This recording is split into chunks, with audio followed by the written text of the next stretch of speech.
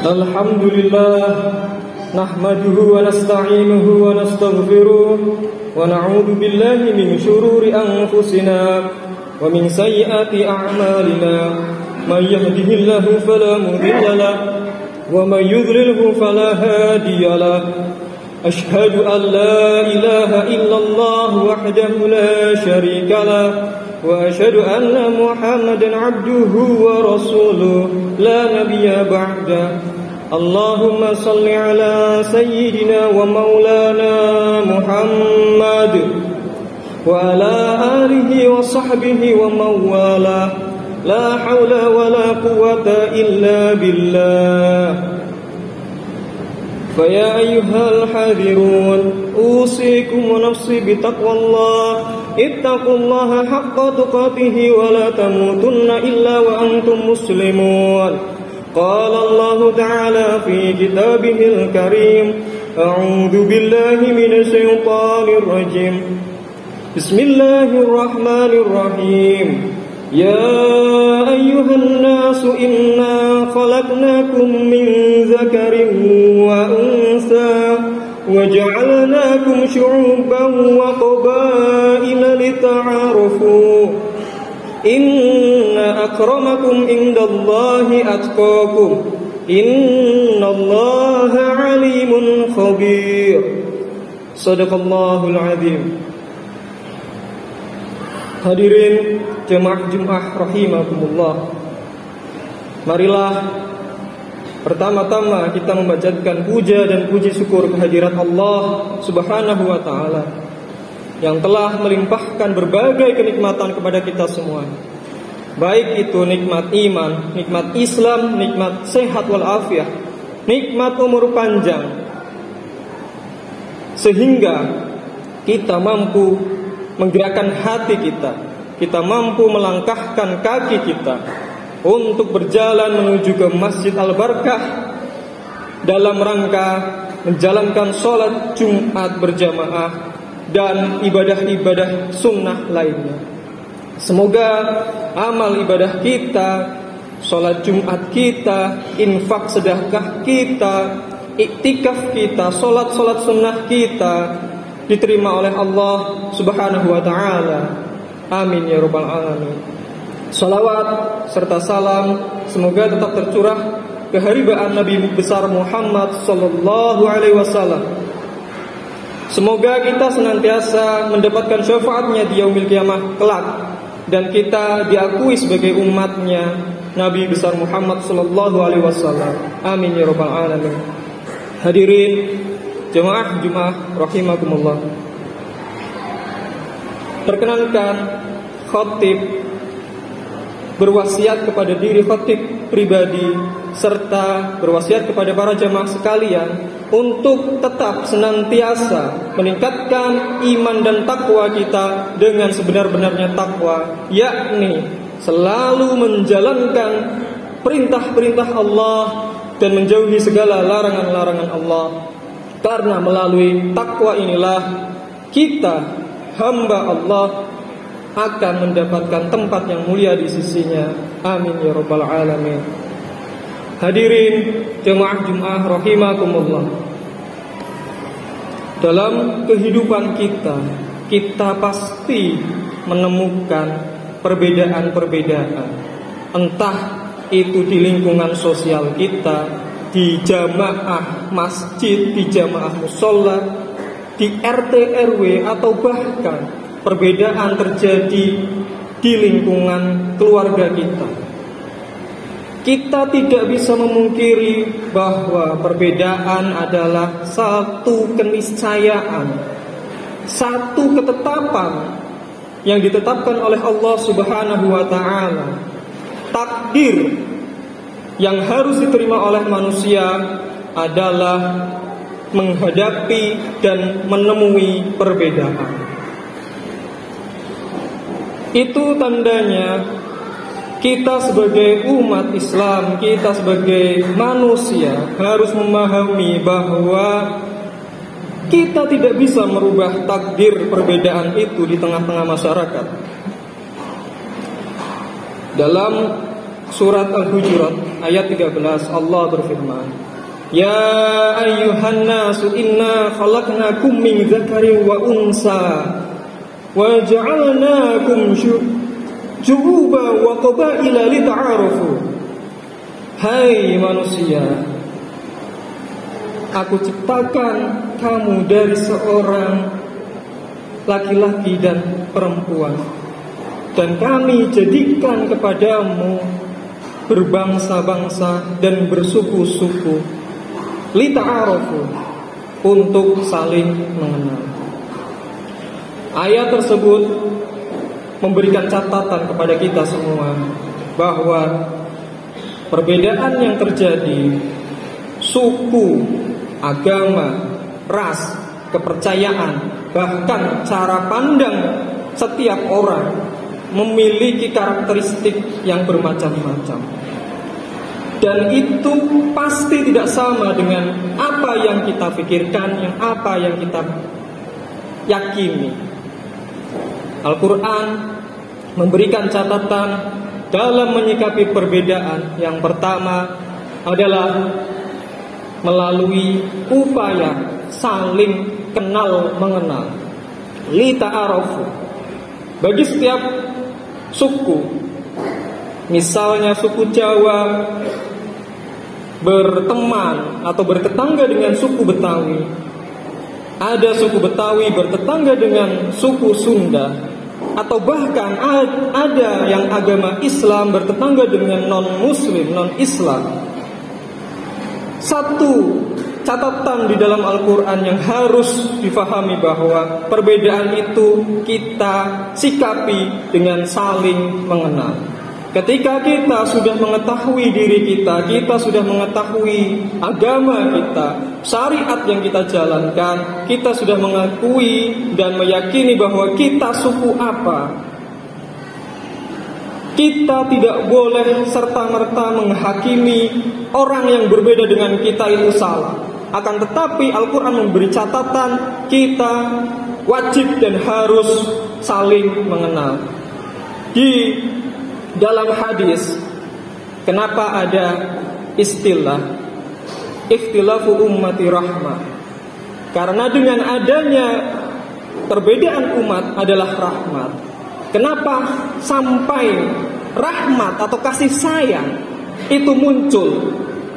Rahmat dan kasih sayang itu muncul melalui upaya saling mengenal. Kita pribadi saling mengenal diri sendiri, kemudian kita mengenal suku lain, kita mengenal perbedaan yang ada, bukan malah mencaci maki ataupun menyalah-nyalahkan, akan tetapi saling mengenal itu menjadikan kita semakin menambah wawasan, semakin menambah ilmu, yang akhirnya nanti muncul rahmah, kasih sayang di antara sesama manusia, meskipun pada hakikatnya kita adalah orang-orang yang memiliki perbedaan.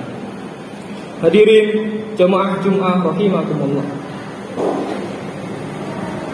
Sikap yang kedua dalam menghadapi perbedaan, Al-Quran memberikan catatan kembali bahwa setiap perbedaan pasti ada persamaannya. Atau dalam istilah Al-Quran, kalimatun sawa, titik temu, kata yang sama. Kita orang Jawa atau Betawi atau Sunda sekalipun, pasti dia memiliki perbedaan secara kesukuannya. Akan tetapi kalau kita lebih rahmat lagi, lebih bijak lagi, kita akan mengetahui betul bahwa persamaan antara orang yang bersuku itu adalah manusia. Sehingga kita sebagai umat Islam harus meninggikan derajat kemanusiaan yang ada. Setiap orang ingin menjalankan keyakinannya, setiap orang ingin menjalankan pemikirannya dengan aman. Maka aman inilah yang menjadi kunci kalimatun sawa, titik temu setiap orang harus saling menjaga keamanan. Kalimatun sawa pernah diajarkan dan dicontohkan oleh Nabi Muhammad SAW ketika beliau hijrah ke Madinah. Beliau menemui berbagai suku, berbagai kaum. Beliau menginisiasi adanya persamaan kata, adanya kesepakatan bersama yang itu disepakati oleh berbagai suku yang berbeda di sana. Di Madinah ada kaum Muhajirin, ada kaum Ansor, ada suku Aus, suku Khazraj, dan bahkan ada kaum Yahudi. Beberapa kaum yang berbeda ini Rasulullah SAW memberikan kesepakatan-kesepakatan, merumuskan kesepakatan-kesepakatan bersama yang itu bisa menjadi titik temu di antara perbedaan-perbedaan yang ada. Titik temu itu adalah kesepakatan Piagam Madinah. Piagam Madinah merupakan kesepakatan pertama yang ada di dunia ini, yang itu dicetuskan oleh Nabi kita Nabi Muhammad SAW untuk menyatukan semua perbedaan yang ada, untuk menyatukan berbagai kaum yang ada. Dan di Indonesia ini kita juga mengenal konsensus atau mengenal kesepakatan yang itu menjadi titik temu di antara semua perbedaan suku, agama, ras, budaya, kepercayaan. Kesepakatan itu adalah Pancasila. Maka kita sebagai salah seorang warga negara, kita sebagai bangsa Indonesia harus benar-benar mengakui bahwa Pancasila merupakan kesepakatan bersama yang diputuskan oleh berbagai perbedaan.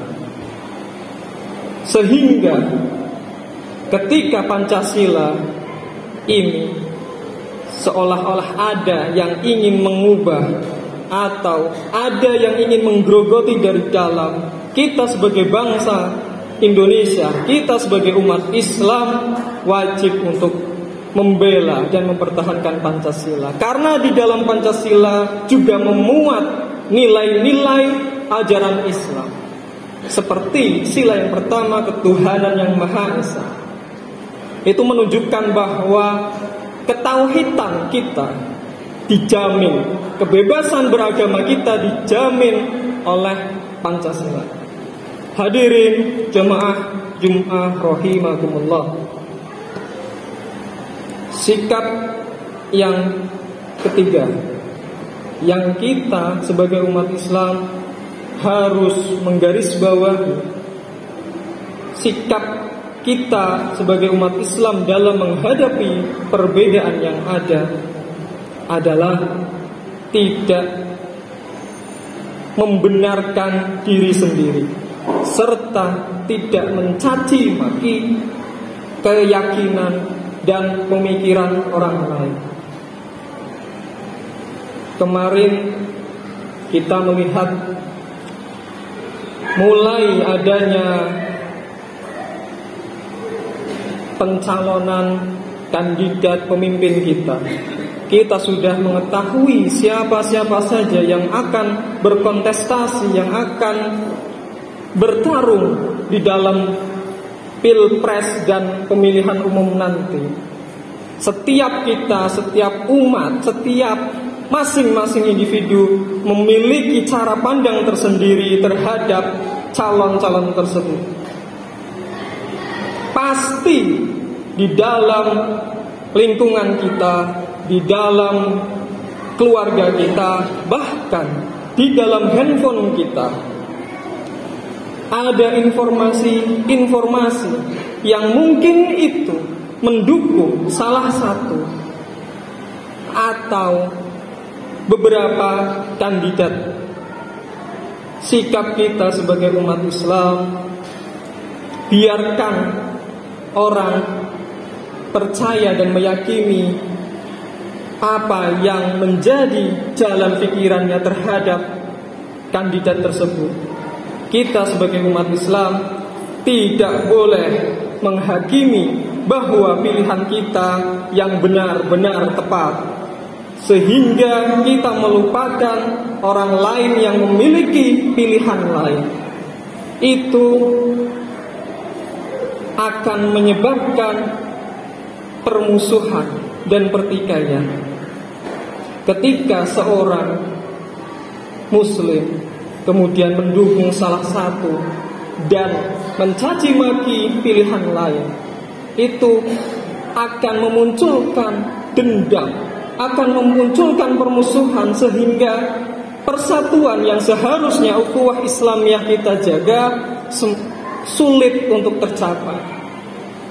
Maka sikap saling menghormati menjadi penting bagi kita di tengah perbedaan, baik itu perbedaan suku, agama, ras, budaya, maupun keyakinan, terutama pemikiran kita terhadap sesuatu.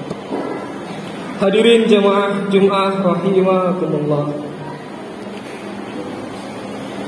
Di dalam Indonesia, di dalam kehidupan berbangsa dan bernegara, kita sudah seharusnya menyikapi perbedaan-perbedaan yang ada dengan bijak, dengan saling menghormati, dengan saling bertoleransi, dan tidak egois terhadap pemikiran pribadi, tidak memaksakan kehendak agar orang lain mengikuti pemikiran kita.